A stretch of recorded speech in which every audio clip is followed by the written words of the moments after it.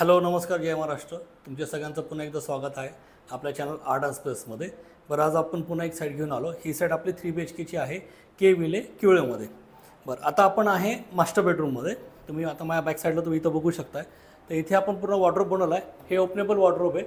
इथे तिन्ही बेडरूममध्ये तिन्ही वॉर्डरोब आपले ओपनेबल आहे. क्लायंटची रिक्वायरमेंट होती की आम्हाला स्लायडिंग नको आहे, ओपनेबल हवं आहे. कारण का ओपनेबल आणि स्लायडिंग ह्या दोन्हीमध्ये पॉझिटिव्ह आणि निगेटिव्ह काय गोष्टी आहेत हे मी तुम्हाला एक्सप्लेन करून सांगितलं आहे. म्हणजे तुम्ही मागच्या व्हिडिओमध्ये तुम्ही जाऊन बघू शकता. ओके, तर आता इथे बघितलं तुम्ही ते परत आपण सगळे पाईनवुड्स घेतलेले आहे. ह्याचं जे डिटेल डिस्क्रिप्शन आहे ते जशी आपली आता पूर्ण साईट कंप्लीट होईल त्यावेळेस मी तुम्हाला ते त्याच्यामध्ये डिटेलमध्ये एक्सप्लेन मी करेल. तर हा वॉर्डरोब आहे आता हा ऑलमोस्ट 6.5 बाय 7 फुटी वॉर्डरोब आहे आणि वरचं एक अप्रॉक्स 10 फूट बाय 2 फूटचे आपले लॉफ्ट्स आहेत. ह्या बाजूला तुम्ही इथं बघाल तर हा आपला पूर्ण बेड आहे. हा बेड 5.5 बाय 6.5चा आहे, पूर्ण हायड्रॉलिक आहे. त्याच्यानंतर इथं बॅक साईडला इथे हेडबोर्ड येईल. त्या साईडला तिथं जो एक युनिट दिला आहे तो एक छोटासा एक टॉल युनिट दिला आहे. त्याच्यामध्ये काही बुक्स वगैरे काही ठेवू शकतो. क्लायंटला रिक्वायरमेंट होती बुक्स वगैरे ठेवण्यासाठी, त्या अकॉर्डिंगली त्यांना एक छोटंसं एक वर्टिकल आपण तिथे एक टॉल युनिट दिलेलं आहे. ह्या बाजूला तुम्ही इथं बघाल ही जी जागा आहे इथे आपलं सेम जसं टॉल युनिट आहे सेम तसंच आपलं इथे ड्रेसिंग येणार आहे. त्याच्या मागे आपण पूर्ण एक कर्वीमध्ये बनवलेलं आहे ड्रेसिंग आणि त्याच्या मागे आपण एक कॉस्मेटिक ठेवला. इथं आपण त्याला जागा दिलेली आहे. कॅमेरा तुम्ही थोडंसं इथे फिरवा, तुम्ही इथे बघू शकताय. ह्या बाजूला इथं आहे हा आपला पूर्ण ड्रेसिंग टेबल आहे, त्या बाजूला येईल आणि हे सगळे लिंटल लेवलला घेतलं एक अप्रॉक्स 7-7.5 फुटाला आपण हे सगळं त्या लेवलला हे येणार आहे. तर दिसायला दोन्ही हे टॉल युनिट आणि ड्रेसिंग हे दिसायला दोन्ही आपले सिमेट्री दिसतील. तर हे जे आहे याची जी डेप्थ आहे ही ऑलमोस्ट एक 8 इंच डेप्थ आहे. ह्याच्यामध्ये नंबर ऑफ कंपार्टमेंट्स येतील आणि पुढे एक डोर येऊन त्याच्यावरती मिरर येईल. त्याच्यामध्ये कॉस्मेटिक्स वगैरे आपण ठेवू शकतो. आता आपण टूर घेऊया किड्स बेडरूममध्ये. या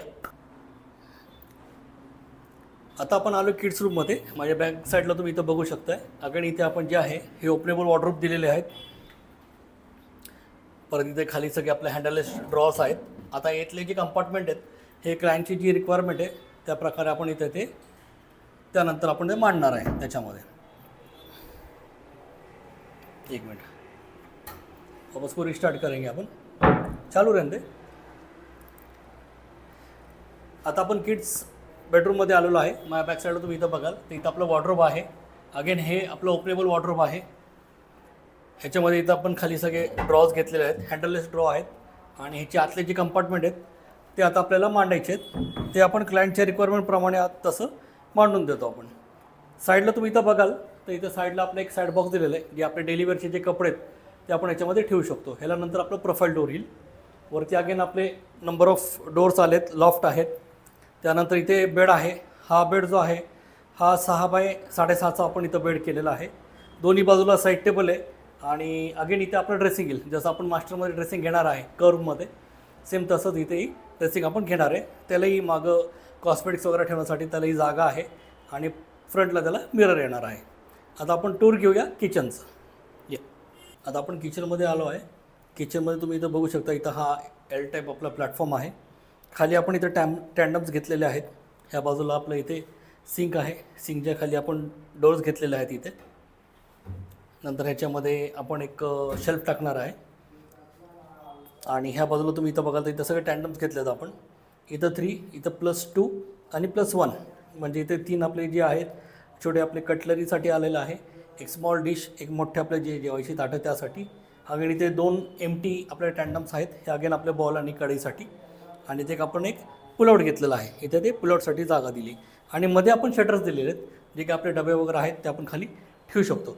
आता आपली चिमणी आलेली आहे. एलिकाची चिमणी घेतलेली आहे आपण इथे. यांची छोटी फॅमिली आहे आणि 3 बर्नरचा यांचा स्टोव आहे. तर त्या अकॉर्डिंगली आपण 60 सेंटीमीटरची चिमणी आपण इथं घेतलेली आहे. तर आता चिमणी आपली आली आहे. इन्स्टॉलेशनचा माणूस उद्या घेईल. आपली चिमणी ह्या बाजूला इथे इन्स्टॉल होणार आहे. इन्स्टॉल झाल्यानंतर मग आपण इथे क्रॉकरी बनवणार आहे एल शेपमध्ये आणि अगेन वरती तसेच आपले ओव्हरहेड लॉफ्ट्स पण येतील. आता आपण टूर घेऊया गेस्ट बेडरूममध्ये. या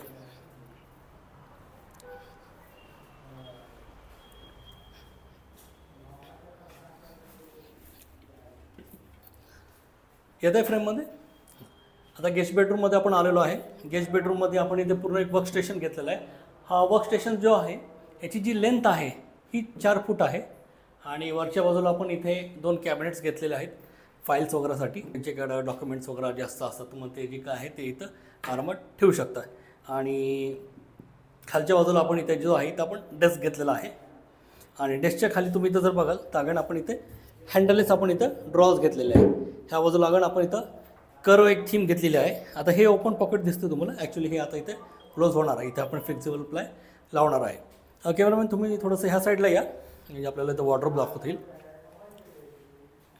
हा आपला तिसरा वॉर्डरोब आहे गेस्ट बेडरूममधला. अगेन हाही जसं तुम्हाला बोललो सेम हाही ओपनेबल आहे. अगेन ह्याच्यामध्ये ड्रॉज दिलेले आहेत, सगळे हँडलेस ड्रॉज आहेत आणि ह्याच्यामध्ये पण जे कंपार्टमेंट्स आहेत ते आता क्लायंट्स येतील तर मग त्यांना विचारून त्याप्रमाणे आपण त्यांना पण मांडून देणार आहे. वरच्या बाजूला सगळे लॉफ्ट आहेत. तर ह्या तऱ्हेने आता हे आपली ही साईडचं काम चालू आहे. अजून बरंच काम आहे ह्याच्यामध्ये. आता आपलं टी व्ही युनिटचं काम करायचं आहे, त्याच्यानंतर मग आपलं सेफ्टी गेटचं आहे, पॅनलिंगचं आहे आणि बाकीचे अजून मग लॉफ्टचं आहे, क्रॉकरीचं आहे, ते काम आपलं सगळं चालणार आहे. त्यानंतर वरच्या बाजू सगळं आपल्याला फॉल सिलिंग करायचं आहे, ऑटोमेशनचं पण पार्ट आहे, त्यात इलेक्ट्रिकलचं एक काम आहे. तर हे जसं आपली साईट आता पुढे चालेल तसं मी त्या अकॉर्डिंगली शूट करून आपण तुम्हाला दाखवूया. तर तुम्ही आमच्यावर ट्यूनअप राहा आणि तुमच्या सगळ्यांचं प्रेम आमच्यावर आणि आमच्या चॅनलवर असंच असू द्या. धन्यवाद.